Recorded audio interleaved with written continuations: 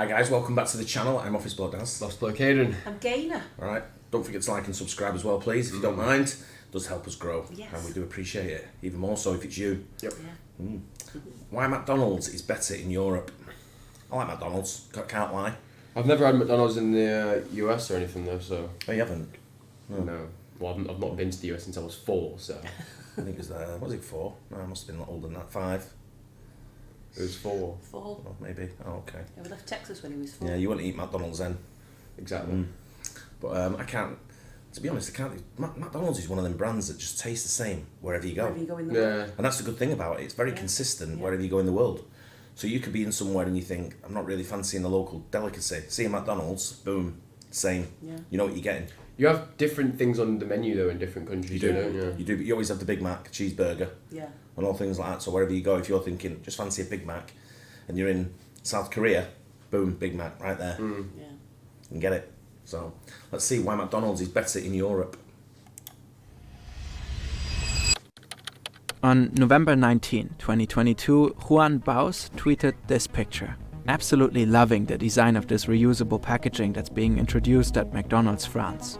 The reusable packaging went Does look viral, good. like really viral. Emmanuel Macron, the president of France, retweeted him and said something French. We saw all of this and had a lot of questions. How come McDonald's is introducing this type of packaging? Why in France? And why does it look so good? In the following months, we went down a rabbit hole and ended up modeling the entire dishware collection. As it turns out, sleek fry containers tell many stories. How the European Union is bringing conglomerates like McDonald's to their knees, not just in France, but all over the continent. How a country known for everything fancy developed a truly unique relationship with fast food, and a completely different type of McDonald's, McDo. McDonald's in France, you don't understand how popular it is. And, of course, how good design can transform experiences. Have you ever been to a McDonald's in Paris? No? Why? This is your life in weeks if you're lucky enough to turn 80 years old. And this is the amount of time you spent on your career, 80,000 hours. We choose to spend this time on researching McDonald's packaging for YouTube videos. You probably want to spend all that time on something meaningful that makes a big positive difference in the world. 80,000 Hours is also the name of today's sponsor, a non-profit that wants to help you figure out how to do that. They've been researching the question of how you can find a fulfilling cast and also a newsletter. They have a job board that provides their advice and research is free forever. So, if you're not sure how to do something that feels meaningful, helps others and makes a positive difference, /Fern. Life is short, but what you do with your decreasing time is up to you. Anyways, it all started with a simple message. Yo, Juan, would you be down? He was. There is something there with the whole ad campaign around it, and I think people's reactions to it are quite good. But then also maybe like the question is like, are people gonna steal this? When Juan is not going viral and getting featured in Drew Gooden videos, he's a UX writer for some of the biggest brands out there. Oh, and Juan also lives in Paris. To get a better look at this weird new packaging, we needed a man on the ground. Juan was that man. The design is truly spectacular. We will get to that in a minute. First, we need to understand why this is happening.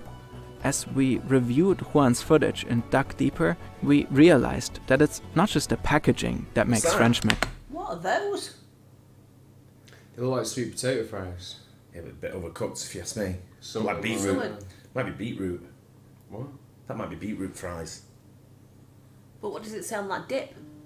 Classic what? Classic. Don't know. Can you see it? No. McDonald's special. Chapter 1. The Rise of McDo. Fast food in France do not seem like a good match. It's the country of fine dining, Michelin stars and long-lasting dinners in cozy bistros.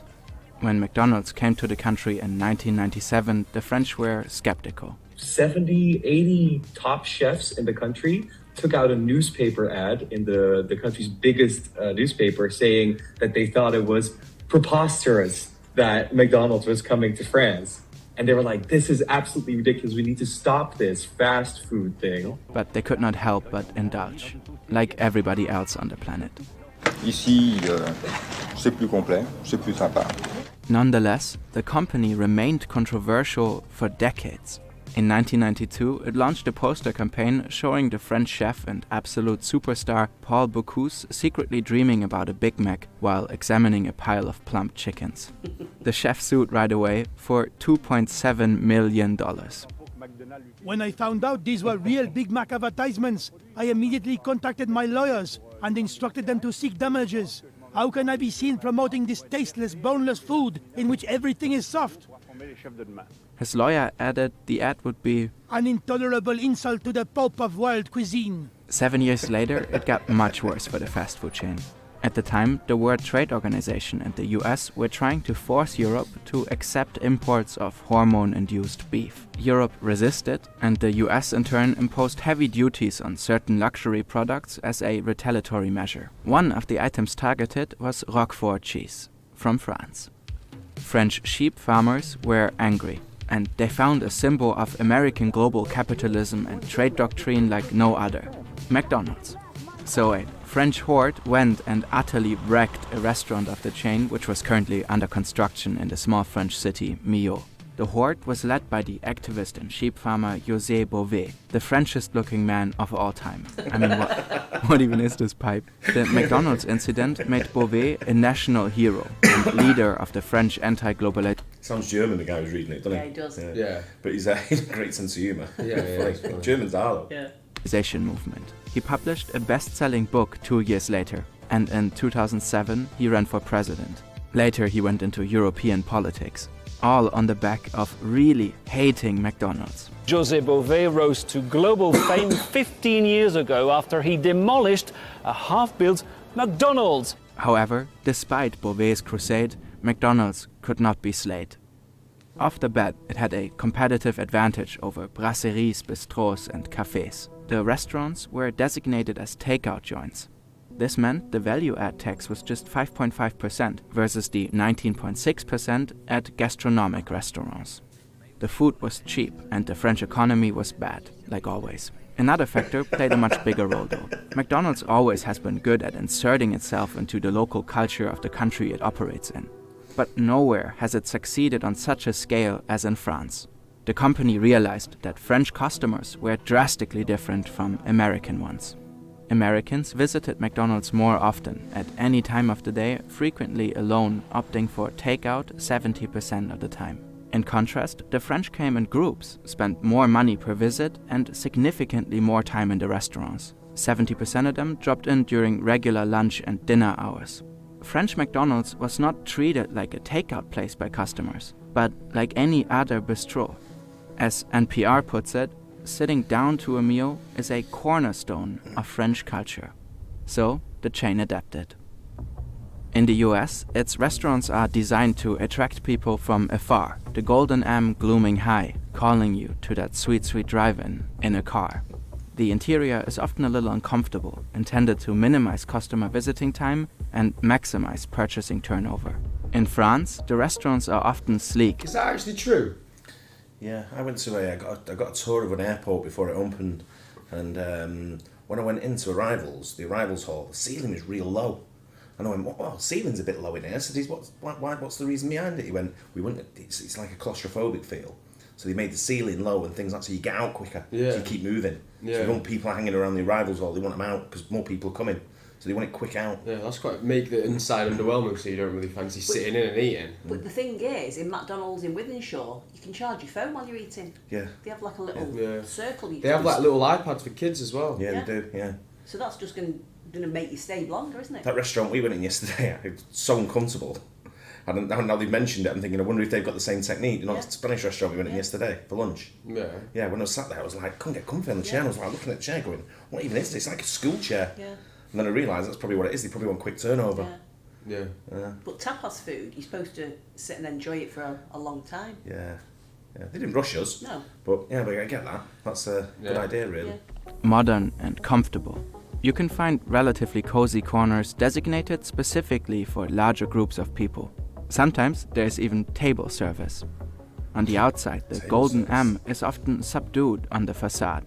The architecture is regionally diverse. McDonald's in France almost doesn't feel like fast food. That is so apparent, even the dumbest show on the planet, Emily in Paris, noticed. This is so chic. There's no grimace, no hamburglar. What's a hamburglar? Never mind. Products are locally sourced, and there are unique offerings like the obvious McBaguette, but also a Block McDo. That's such a French thing to eat. The McBaguette. I'm thinking you might have made that up. McDonald's does this everywhere, of course, but they do it very well in France. There's a funny little review of the world-famous L'Adoré macarons in Paris on TripAdvisor. The reviewer concludes, the macarons taste the same as the ones sold at McDonald's across the road, except for 4 times as much as the price. You see, this person from London is not just angry, they are onto something. The macarons at McDonald's are indeed manufactured by the same company. Wow. Today, McDonald's is universally called McDo in France. It is a cultural institution and even has its own slogan. Venez comme vous êtes. So like, come as you are. It is considered to be one of the biggest and most profitable markets for McDonald's in the world. Wow. So, McDo is special. But why would they come up with reusable dishware? It seems like quite the hassle. Well, the root of it all is the EU. Chapter 2. The EU's War on Plastic. Sometimes people don't realize how powerful the EU actually is. The European Union's executive body, the Commission, can issue directives. These directives are goals, which must be achieved by all member countries. But every country can decide on how to get there. Once translated into national law, the member states must notify the Commission, which in turn checks if it is A-OK. Then, the directive needs to be enforced in every country. If a member fails, it may get fined. A particularly famous directive is Directive 2019/904 of the European Parliament and of the Council of 5 June 2019. Okay, whatever, nerds. Basically, it's a big EU move to reduce the impact of plastic on the environment. This includes the much ridiculed ban of plastic straws and balloon sticks. But in truth, it goes much further than plastic straws becoming paper ones. For example, the directive makes single-use... I don't think there's anything worse than a Paper straw. Yeah, they've got to come up with something. They get soggy and stuff, and then you can't even suck through them. I know, I agree. Plastic producers pay to clean up single-use trash. And finally, the important point, it forces member countries to find ways to reduce the consumption of single-use plastics, such as food containers and beverage cups. France is always exceedingly extra and top of the class in combating plastic. They've gone way above what was expected and banned new single-use plastic packaging from 2040. From early 2025, new plastic packaging has to be made of 100% recycled plastic. Have you seen that, I don't remember what country it is, it's like South Korea maybe or Japan, where you get paid if you put plastic bottles into a disposable thing. Mm-hmm. Yeah. So if you get like credit, don't you? Yeah, you get credit. If you get rid of like loads of plastic bottles, you get money back. Yeah. Well, in Holland they had the same thing, didn't they? They used to do it years ago with glass bottles, so like and cans and aluminium and stuff like that. Back. You used to get a certain value back on returning it back. So you'd redeposit your bottle and get, it was like 5p. You used to advertise it on the label, didn't it? Yeah. There was a Seinfeld episode about it. Remember? Yeah. When Kramer and Newman tried to figure it out because he worked for the postal service and the post trucks were going back empty or something. And he said, "What if we put all the bottles on? Because you get 15 cents in California." And only 5 cents in New York or something, so they were transporting them all to like California or somewhere. It's quite a funny episode.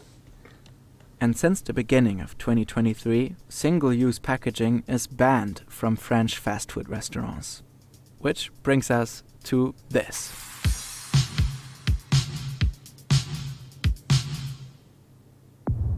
Chapter 3.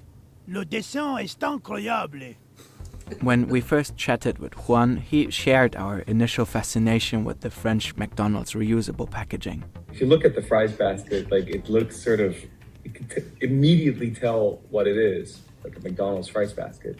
But it looks kind of modern. It looks kind of like, apple-fied. Yeah, they kind of nailed it with the design. Juan also filmed how you ultimately return the dishware. The process seems a lot more dignified than the usual dumping of 500 kilograms of trash into an oversized, nasty That's what I'm saying. I overflow. reckon if you had that in the UK, people wouldn't even do that though.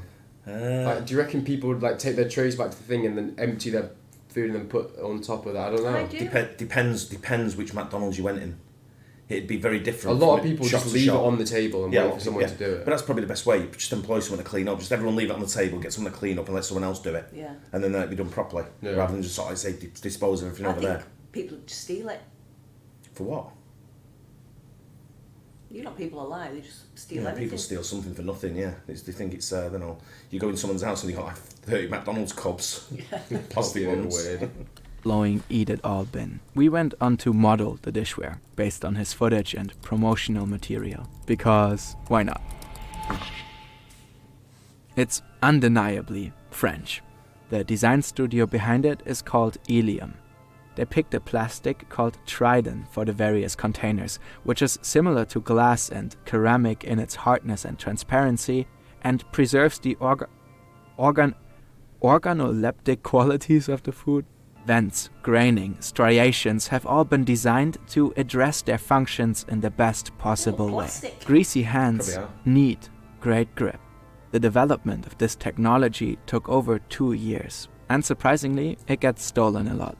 The reused dishware went viral with good right. But it's just one small part of a much more elegant whole. For a country where eating at the restaurant is the norm, it makes even more sense that the food is not needlessly overpacked anymore. However, it's unclear if relying on reusable plastic is actually more sustainable than switching to long-wearing glass or china. The French government promises to remain vigilant on this question. McDonald's has been doing very tiny steps towards improving their packaging for more than 30 years. Ironically, we made a video in German before knowing about all this, criticizing the chain for greenwashing their enormous trash footprint in Germany and pretend fixing the issue. Some EU directives and one chunky national law later, we get this. To us, this is a story of how business, if set on the right track through legislation, can really leap forward. McDo really did turn around the French anti-plastic legislation to their benefit, simply through introducing a design so noteworthy, people talk about it. Like us. Fair play, right? Yeah. McDonald's is just, you've got so much money and so much sort of like reserves to go into research and development that they're always going to be pioneers and leaders in the fast food. Everyone's going to follow McDonald's footprint to what they do. Yeah. I don't know, they're the biggest in the world, aren't they? I know he said like that obviously a lot of the French eat in and stuff, but obviously there'll probably be some that do take out. Are you going to give them the same things and they're going to just take it home? Good point actually, yeah. I'm thinking that might be able to take eating only. Eating in. Yeah. And then when they take out, they just give them the normal plastic. Yeah, but they're still reducing it, aren't they? Yeah. Or they're giving something different, I don't know. That's a good point. Yeah. But if it's got to be reduced, if it's going to be banned by a certain time, they're going to have to use that for everything, aren't they? Yeah. Or something different for everything. But but normally with the French, when they're striking, they normally take out. Well, when you think about it, places like Wimpy, it's like proper plates and knives and forks, and you don't steal them, do you? So. Wimpy? Yeah. Where's a Wimpy? Wimpy. How far back are you going? Well, I'm saying, Wimpy, years ago, they don't have it. I think they've got maybe 2 or 3 in the area still. Have they? Yeah, I think there's what one. area? There's one in London. Definitely one in London. I've never seen a Wimpy. I've never in even years. heard of a Wimpy. I thought he'd gone a long time ago. No, there's still a few of them around, but they never used. It was always like proper. Yeah, That's like, you're not going to restaurant take the knives and forks and plates. No one does that. Oh, we had plates from a restaurant because they only served an appetizer that you used to like, and when we used to bring it home for you, they never served it on anything to take away. They just used to have them ready on the plates. Yeah. So we had to bring the plates home for you. Patio. Big stack of plates we had to take back to the restaurant. There you go. Really? Yeah. Interesting that though, right? Yeah, very interesting. Like French McDonald's, eh? Yeah. McDo. Hope you guys enjoyed it. Don't forget to like and subscribe. We'll catch you on the next one. Cheers. Cheers.